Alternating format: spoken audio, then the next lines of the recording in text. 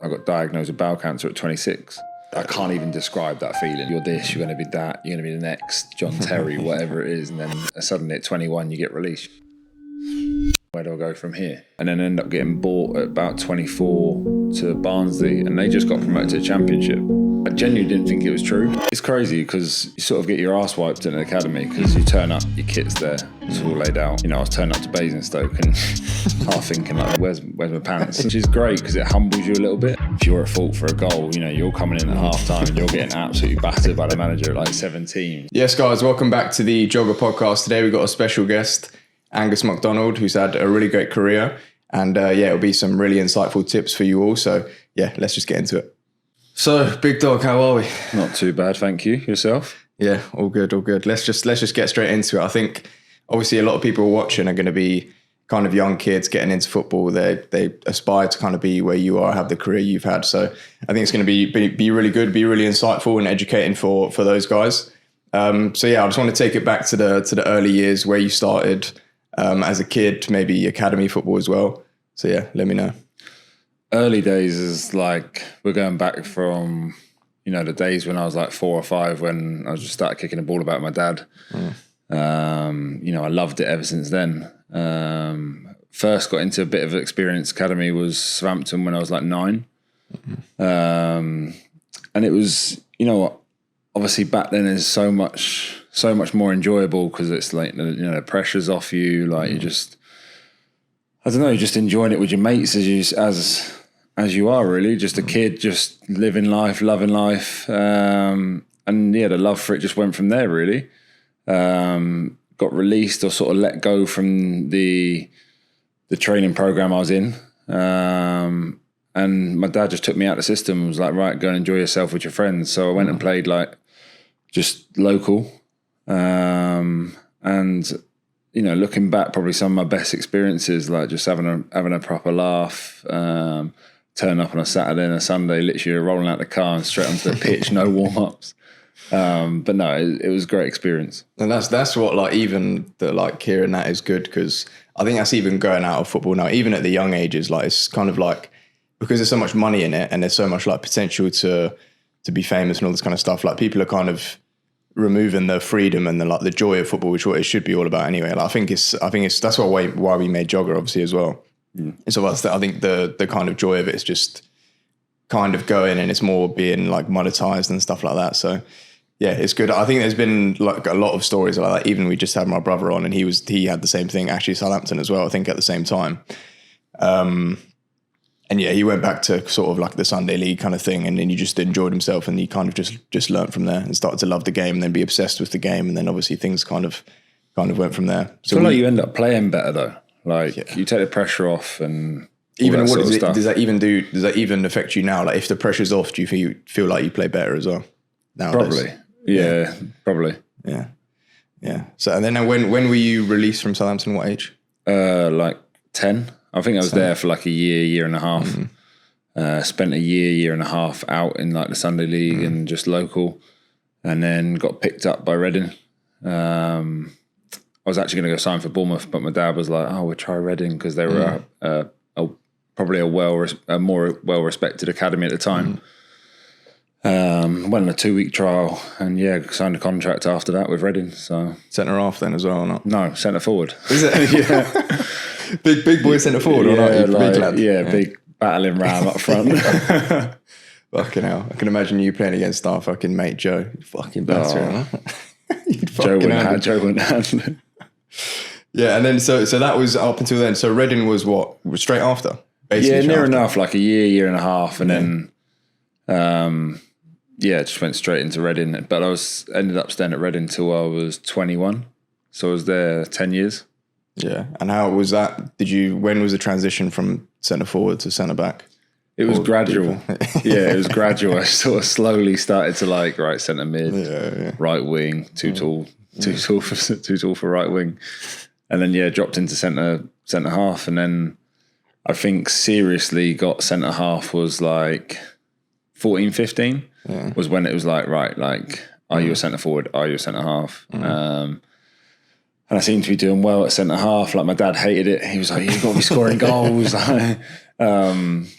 But I remember going to like the night academy like competition. I don't know if you remember it in Coventry at the time, and I played up an age group, and off the back of that, I got my first England call up. Really? So, yeah. What was that? What, under 15? Under 15, 16, the Victory Shield, you know, and they play like Scotland, Wales, Ireland. How were there any like players that we would know now from that age that went on to be? Yeah, my age group was a bit of a joke, to be honest. Yeah, John Joe Shelby. People say he was a disgrace as well when he was younger. Technically, on the ball was a joke. Yeah. Emmanuel Frimpong. Oh yeah. Dench. What's he doing? Is he still playing? I don't know, a clue. No idea. Jack Butland, keeper. Big Jed Steer, keeper. Do you remember Jose Baxter? No. Young lad at Everton, coming through like the tip to be like next Wayne Rooney sort of thing. He went on to have like a good career.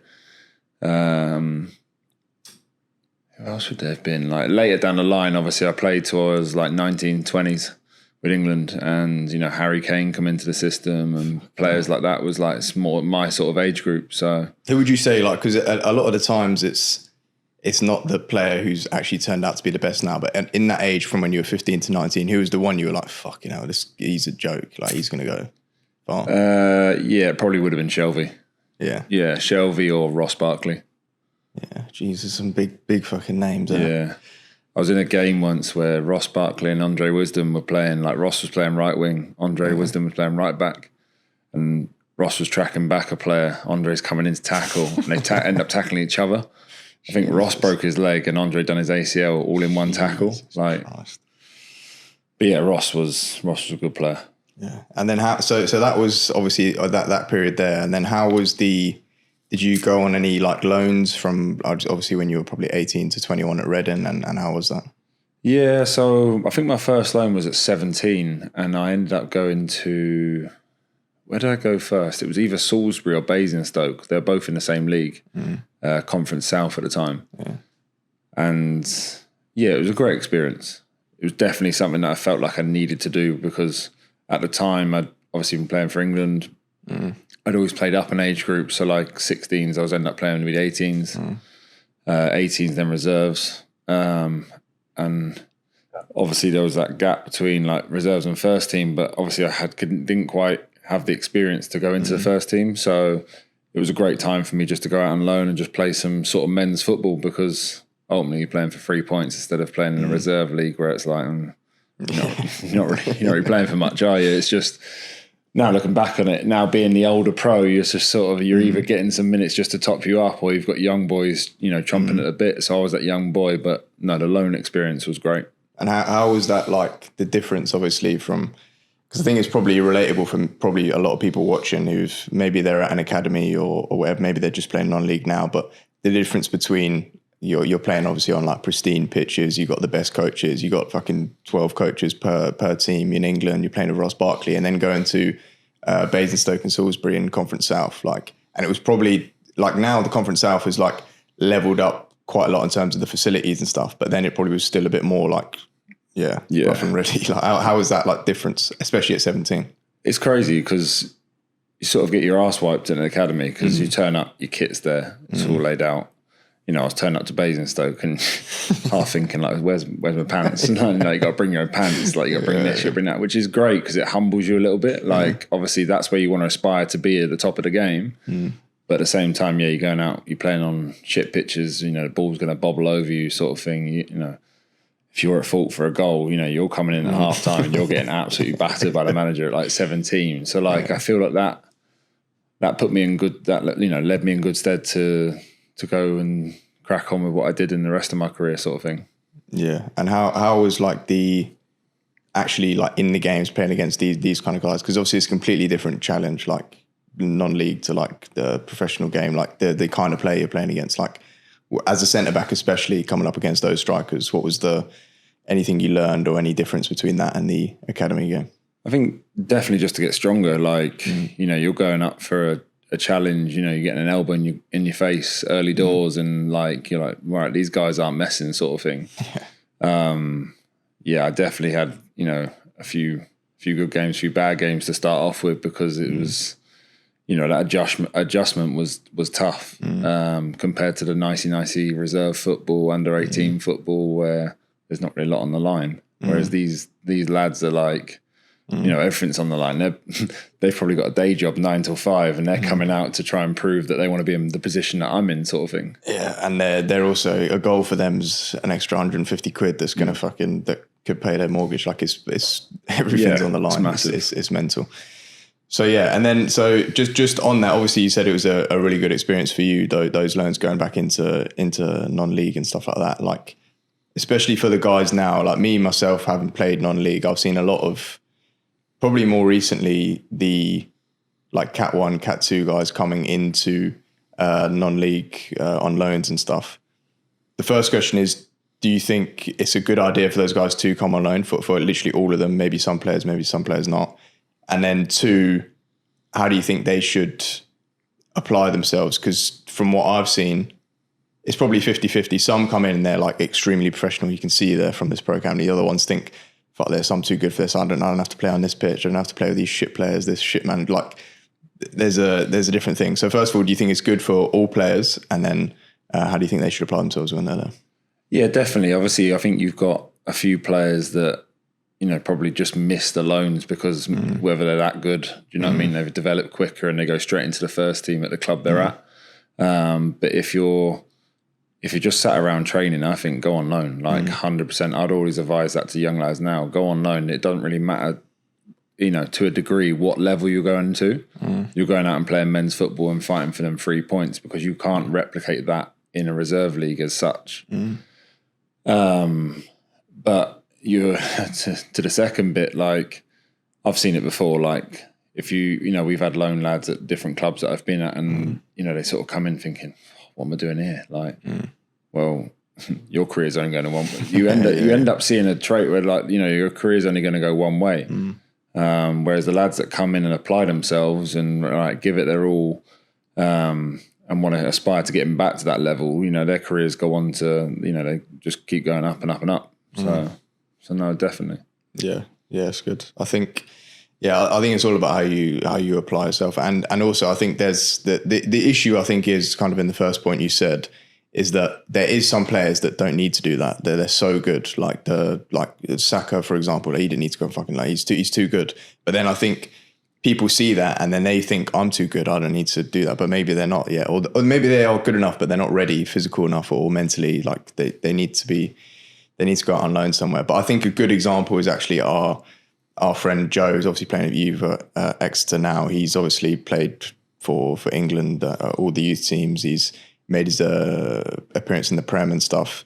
And he went out on loan. And I think he's a good example of like being humble and being like just embracing it and like being eager to go out on loan. Like he was desperate to go out on loan. And go play. He could have just stayed in the reserves and then been the third keeper for Palace and pick up a few bonuses here and there. But yeah, I think he's a good example of what you should like take it in your stride and really like embrace it. 100%, because you see like where Joe had that, he's had the England experience, he's had that taste of Premier League football. Like for them to probably then turn around and be like, right, you need to go on loan to like League One. Like I feel like it's easier. And I feel like a lot of lads nowadays would be like, no, like, why would I do that for? I've played Premier League. Well, yeah, but you're not ready for the Premier League. Like, not saying Joe's not ready for the Premier League, but like a lot of players would think that way sort of thing.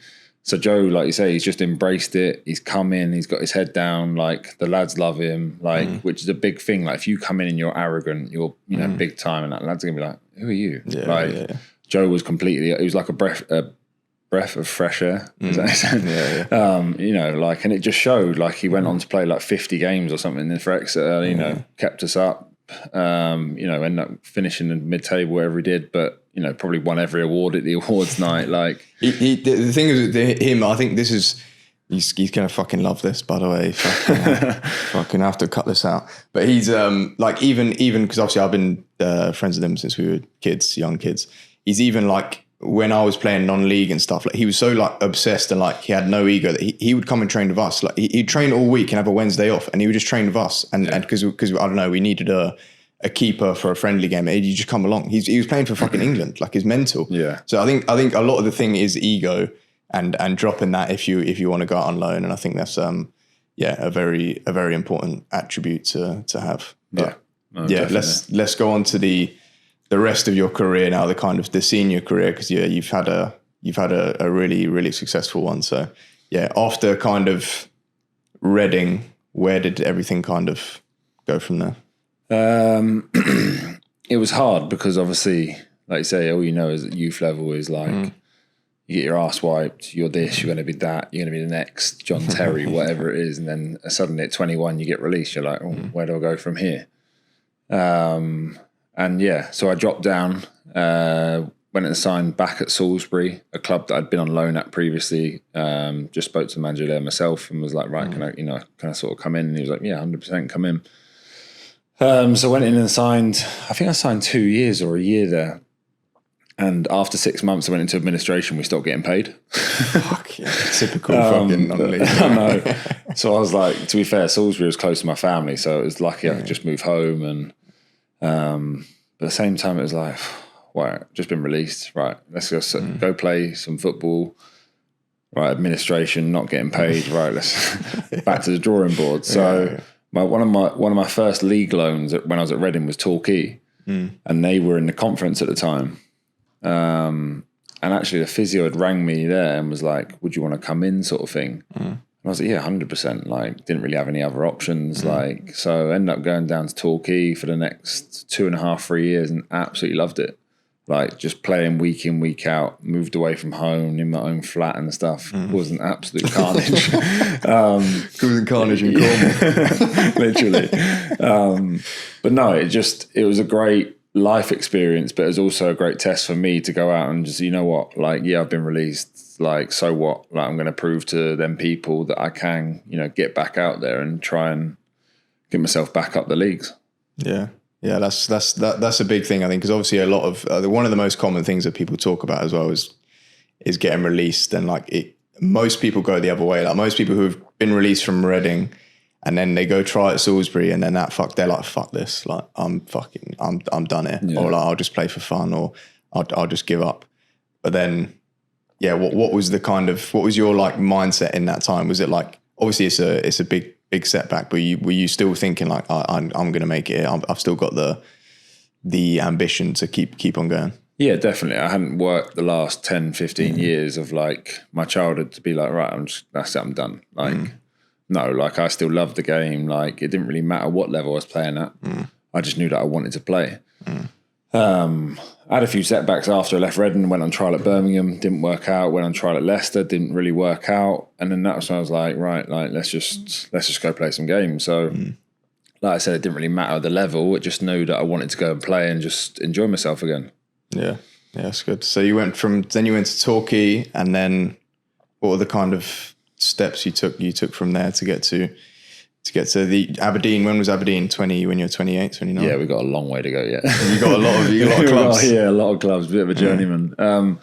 Spent 2.5, 3 years at Torquay, and then ended up getting bought at about 24 to Barnsley, and they just got promoted to the Championship. And I was like, when I got the call, I was like, yeah, all right, like League Two, maybe League One, like. But then they were like, yeah, Barnsley's interested, and I was thinking, like, all right, like, I'll have a bit of that, but like, I genuinely didn't think it was true. And I remember coming into training, and Kev Nicholson was the manager. He was my assistant manager at Exeter, and he was like, "You're not training today," and I was like, "What do you mean?" He was like, "Get yourself off." Like, it was just like. He knew where I wanted to get to and how hard I'd worked for it, sort of thing, and a lot of respect for him at that point, and it didn't really stand in my way. And I think Torquay got like 50 grand, and at the time I think that actually helped save the club for 2 months. Really? Yeah. Moved to Barnsley, and how was it at Barnsley? Because that's a fucking even now that's a huge step up from conference to fucking champ. That is fucking massive. Like, Champ's probably the 6th best league in the world now, and probably still even there. Like, it's ridiculous, the level. I think people in other countries don't understand. They think it's like, oh, there's the Prem, and then there's the Champ. Like, it's a fucking ridiculous level. That the standard and the players and the league and the teams you got in that league now are ridiculous. Yeah, it's mental. So how was what was the step up like? It was just it was all a bit of a blur and a whirlwind, to be honest, because like I've gone from like non-league where you're playing in front of like 500, 1,000 fans maybe to like, I remember my first game, obviously I was on the bench and never got brought in to start. I think we had like Huddersfield away and it was like obviously a bit of a derby, local derby sort of thing. And I was thinking like, Christ, what is going on here? Like, what am I doing? Like I generally felt like I didn't deserve to be there. Yeah. But yeah, a week later, Barnsley sold one of their centre-backs to Fulham. And I stepped in and played 46 games that year in the Champ. Fucking straight away. Yeah. Jesus Christ. I probably don't think even the manager, like I don't think the club or anyone or the fans expected me to step in and sort of do as well as probably what I did. I probably didn't think I did either. But it was just, I was on such a high, playing with so much confidence, you know, playing with so much excitement. You know, there was nerves there, obviously. But yeah, just took it in my stride. And how did you like, kind of two questions here. You said like, I think a lot of people would feel this, like what you said, like even though you didn't deserve to be there, like, cause it was so quick, that jump, like how did you, and then going to play 46 games, how did you like get over that and then start feeling like you are like, you deserve to be here. You're part of this team. You're like, yeah, you deserve to be in this position. Yeah. Like, I feel like maybe deserve was the wrong thing. Cause I knew how hard I'd worked. Yeah. It's like, I knew I deserved it, but at some point, like it just didn't feel real. But I probably didn't feel like I felt part of it to start with, obviously, but like probably like midway through the season, like January point when I'd like played like 24 games, like the nerves have settled down a little bit. Like, don't be wrong, still when you're going away to like Newcastle away that year, like Aston Villa, I was like, whoa. But that massive fucking stand. Yeah, it was crazy, like waving at people up there. But no, it probably weren't until like midway through that year, that season, that I was like, I've made my mark now. Like I'm doing well. Like I'm not just like the non-league player that's come in. I thought of, you know, cemented a place in the team as well, which was good. Yeah, that was actually something we talked about in the previous podcast with Ethan as well. It was like, because he went from step 3 to conference to League One in 2 years as well. It's a kind of similar thing, jump. And he said like the biggest thing, and even what people close to him were telling him, is like, you can't be now seen as the non-league player, because that's what they're gonna tarnish you as. And if you have even in your first season, or in training or anything like that with the other boys, if you don't impress and show that you're not a non-league player, that's what you're going to be tarnished as, and then you're quickly out the door. That's how things work. Yeah. So how did you? Was it just a case of like training well every day and then like getting into the team and like performing? Was that the only thing, or was there other things you had to do? No, I felt like I probably had to adjust my sort of lifestyle in a way. It was not so much lifestyle, but like diet, nutrition. Like I'd gone from non-league where people were having probably KFC and a Mackey's for pre-match,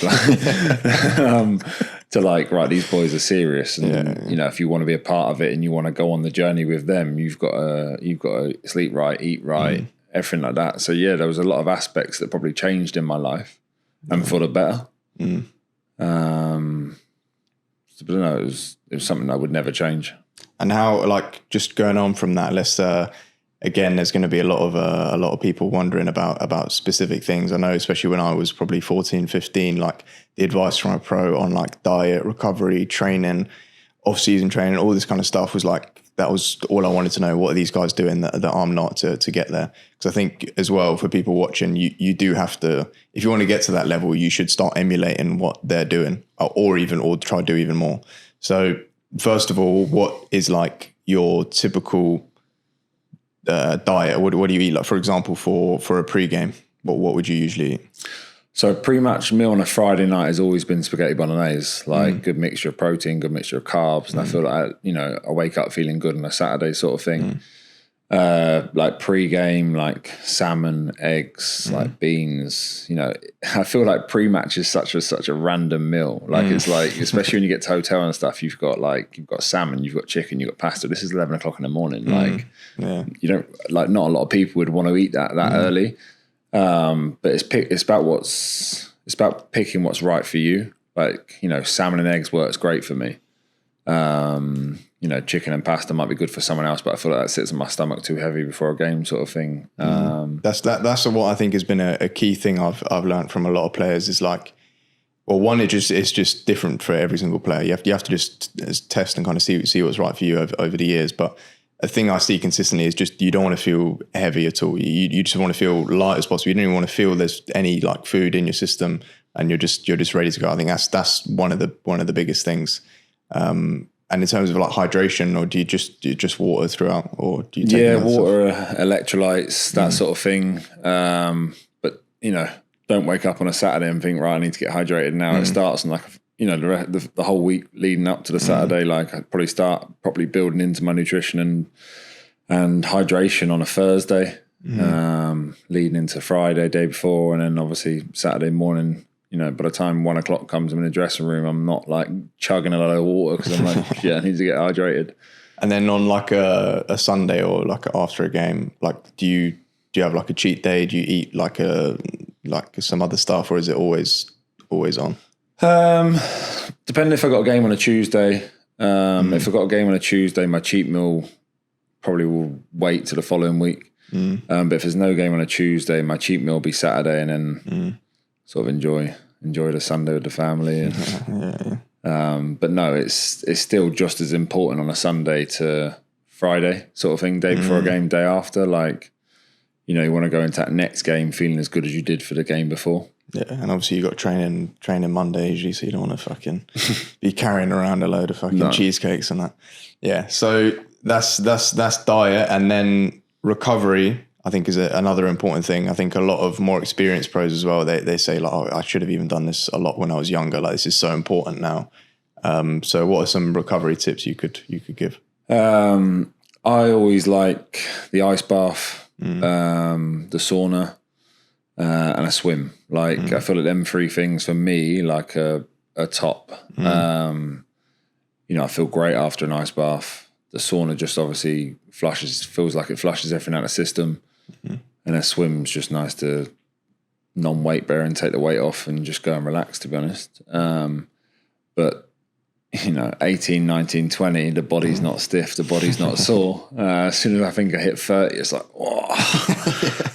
Me and my mate were saying this the other day, I don't think I sit down or stand up in it at the moment and be out going like, whoa. I think I'm done. I'm 22 and I'm doing it, so I'm creaking all over. I'm thinking, I'm done. I need to start doing it. But even like when I was young, like, you don't even think about it because you don't need. To be fair, you don't have the pain and stuff like that, so you don't actually need to. But I think you should start doing that as early as you possibly can. Like, just getting in the routine of doing it, because it is like, for me, I don't know, maybe not for you, but like I find that the hardest thing to do, because I can easily go into like the gym or go on a run because I can feel like something's happening. I can feel like I'm like getting better and I'm doing something, I'm active. But like spending like 30, 40 minutes stretching, like I'm getting bored. Like I can't really feel the results yet. Like, but it's just something you have to like get into the habit of doing, I think. I think the main thing there is add it to the routine. Like make it part of your daily habit. Like, do I wish I started younger? Yeah, probably. It wasn't that I was ever against it. It just wasn't part of my daily routine on the weekly schedule, or like a Sunday morning after a game sort of thing. Like it wouldn't be like, right, wake up, let's get the stretch done, let's go for a run, let's go for a swim, sauna, steam room, all that sort of stuff. It was like, oh, let's go take the dog out, and which is still a good recovery, but like, or go for a coffee. Like now I prioritize like my recovery to other things, and then the other things you can enjoy after. Yeah, definitely. Cool. So then I think we need to probably talk about, because I've seen, obviously you've been doing stuff with Jogger. I've seen on the ads, there's just loads of comments from Aberdeen fans who are absolutely buzzing off you. So I want to touch on that period in Aberdeen and how that kind of was playing in Scottish Prem. I think there's loads of huge teams, Celtic, Rangers. I think you got into Europe as well at one point. Yeah. So let me know about that experience you had up there. Scotland was a crazy time. When I got the call to say that Aberdeen were interested, it was like, I didn't want to go anywhere else really. I was like, I need to go experience this. Like I knew the history of the club, didn't realise probably how big and how passionate the fans were. And again, like I think I signed on a Tuesday. On the Wednesday night we played St Mirren at home. Got straight chucked in, like started the game. Within 2 minutes, we're down to 10 men. The right back got sent off. And I just remember thinking like, wow, this is different to what I've experienced with the fans and stuff. But no, like we ended up the end of that season going on a really good run, finishing top 3, which was automatic Europe spot. Okay. I think you had one qualifier to see if you finish Europa League or Conference League. We lost the qualifier, so we ended up in the Conference League, which was such an amazing experience. And the reason why I signed another 2 years up there, because I only signed a short-term contract to start with. But yeah, the second season, when the European season was, I was like, right, I did everything I could to stay fit. First week of pre-season, we're in Portugal, and I tore a little bit of my meniscus, which was only I think it was like 4 weeks I was out for, but I missed the first game of the season. And I don't think people quite understand the importance of completing pre-season. That leads you and puts you in such good stead for the rest of the season. So I missed 4 to 5 weeks. And I was in and out of team, it's you find it hard, can't get rhythm going, couldn't get the match fitness, that sort of stuff. But I felt good. It was just getting that opportunity from the manager to be play me sort of thing, so I can get a run of games. But I got my chance in Europe, Helsinki away, -12 conditions. Jesus. Actually, -12? -12. Fuck that off. And I'm in T-shirt like this. I'm growing a tash because it's Movember. I still look like a pedo. But no, and then, anyway, the ball comes to me. We're 2-0 down. It's 25, 30 yards out, and I've just struck one on the half volley, just thinking, fuck this, whack. And it just goes top bins.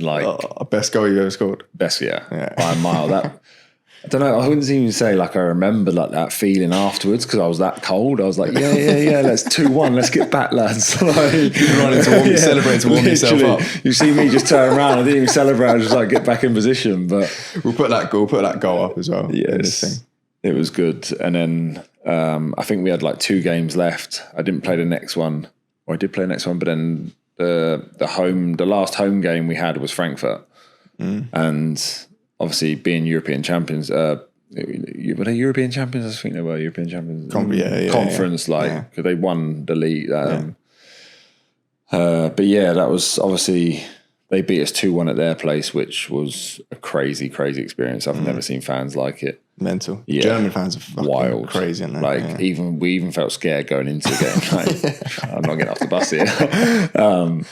But no, bringing them back to our place was I think we obviously had expectations of what they were going to bring, but the quality they brought was outrageous. But we matched them, and I feel like our desire was more that night, and I think we beat them 2-0 at the end.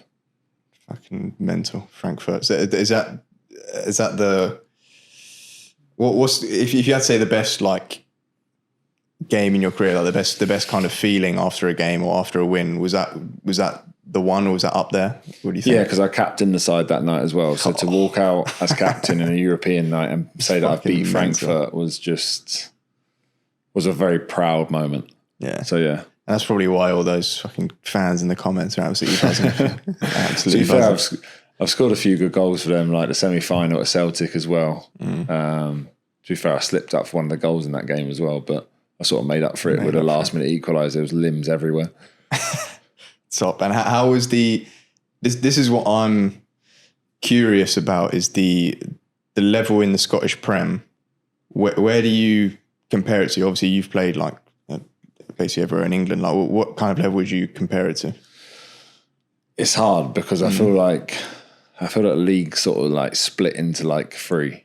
So I feel like you've obviously got your Celtic, your Rangers, where they spend that much money, they can attract all obviously the unbelievable players. And then you've got a small group which changes every year.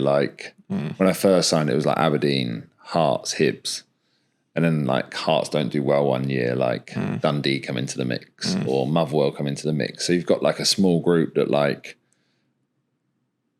top League One Championship, and then a little bit lower for the rest. Yeah. I don't want to disrespect them too much, but it's it's one of them leagues where like obviously every league anyone could beat anyone, which they can. Like, just feel like it's slightly harder when you're playing away at Celtic Park, because that's just. But well, like that's I think what attracts a lot of players to go to even if they're playing in the lower of the Scottish Prem, they get to play against Celtic and Rangers at even Aberdeen, Hearts. Like the crowd is fucking mental. 64,000. Like I remember walking out there and like first 5 minutes couldn't breathe. These players, I'm like, where are they gone? But it's a great experience. Yeah, so that's Aberdeen. And then I think there was part of your career where you had you had some health issues, right, that you had to kind of overcome. So I think that was before Aberdeen mainly. Yeah, so that we go back. That was when I got my move to Hull, just after Barnsley. And I'd sort of, ever since I was like younger, I'd always suffered with like IBS, colitis type symptoms. So like if no one knows what that is, it's inflamed stomach. Like, so I used to find myself on the toilet a lot.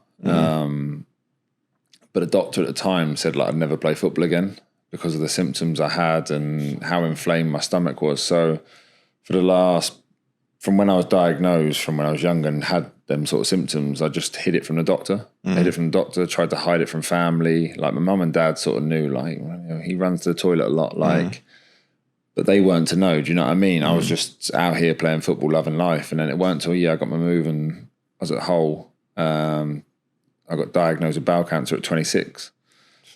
And it was just like I can't even describe that feeling. It was just you would never even like expect it, especially as like such a like healthy footballer, like you were saying about your diet and even how you like kind of upgraded your routine and stuff to be like so healthy, like probably 1% of the population you probably never expected. So so getting that diagnosis and that news was tough. Like I was lucky that the whole doctors and the whole physios and all the staff and that were amazing. Like I couldn't have had anyone better. And in that moment, like everything happens for a reason. And I was with them people for that reason at that time, because I think they helped pick up on the symptoms and, made me go get checked and tested and ultimately probably saved my life a little bit. Yeah. And how was from like when you were diagnosed until everything was all cleared up and all good, how long was that kind of process? Actually, the dates are there. So I got diagnosed on the 23rd of August 2019, and I got a phone call on the 27th or 21st. It's 27th. I should know this. 27th of October, like, to get the all clear, I underwent the first operation, and obviously they removed my large bowel and done a load of other stuff, but we'll save it for another day. But like, they took biopsies from like your lymph nodes and stuff to see if it spread, and that's when I got the call to say it hadn't spread. Like I was technically cancer free. So that was the date. So that was. I feel like that time there was highs and lows of, do I want to play football again? Do I not want to play football again? Like, I feel like when you get hit with that sort of news, it's like life is short. Like, so there was always a big question mark. But like the thing is, no one asked me, do you want to play football again? Like, what's going on with your career now? Then like, it was just, let's get you right. Let's get you back to a stage where I could even do exercise, sort of thing. And then I feel like as soon as I got the all clear, I got booked in for my second operation, and it was like there was only one goal, and that was to get back out on the pitch.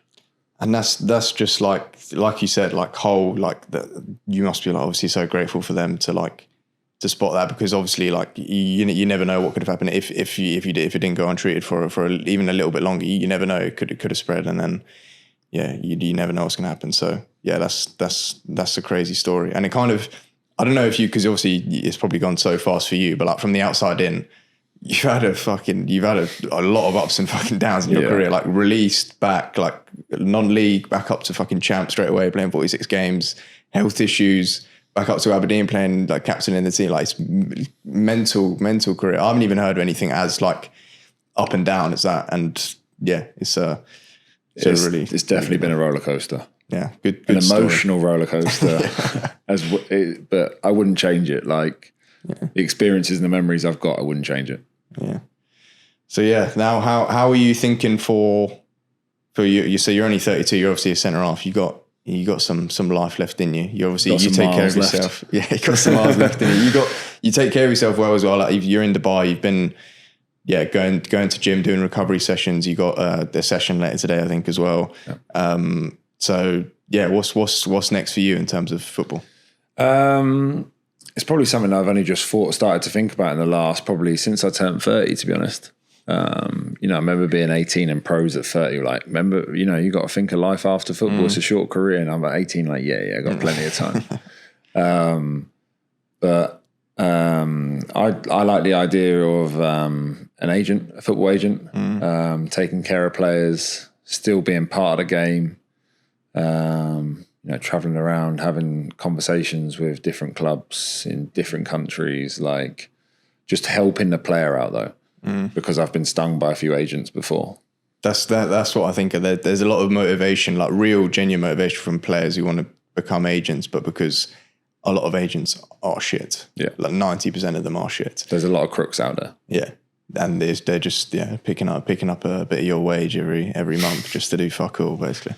But yeah, I think it's a really good thing. I think you, more than maybe anyone, of like, you're kind of planning now already for kind of what you can do after, even with like the some stuff on social media and that kind of stuff. So yeah, I just feel like the journey that I've been on, like we spoke about, nutrition, mindset, like all that sort of stuff, fitness. I just feel like if I can put that all into one thing, one channel that someone can, a young lad, 15, 16, want to go, right, I need nutrition advice, need fitness advice, need recovery, need mindset. I've just been released. Like as long as I can try and help someone, that's what I want to do. You've been through, like, that's the thing with you. Like you said, you've been through all of it. Like you're probably, one of the best people to advise on that. So yeah, I think that would be a really good route of the agency, but also like helping the actual individual players as much as because I don't think many agents do that. It's kind of just like January or summer rolls around and it's like, all right, let's fucking look for a club. I need paying. That's how it works. But yeah, I think it's exciting. And you still got years left in you for football as well, obviously. Yeah, I'm in no rush to retire. Like, I've got plenty of time left. So cool. I think that's I think that's it. It was a good one. I didn't even know there was many ups and downs. Obviously I did a bit of research, but I didn't know how mental it was, and it's a crazy story, and I think it's going to inspire quite a lot of people from Jogger. So yeah, it was good. Thanks for having me on. All good. Let's More wrap to it up come. there.